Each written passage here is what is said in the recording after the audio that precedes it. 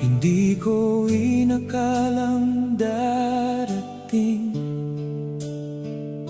ang araw na tayo'y magwawakas din.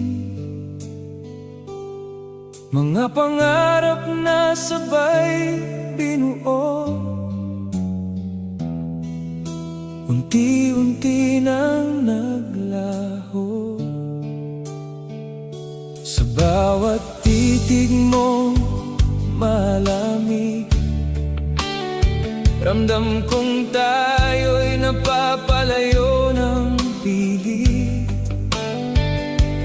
Kahit gusto ko pang lumaban, pagod na rin ang ating nararamdaman.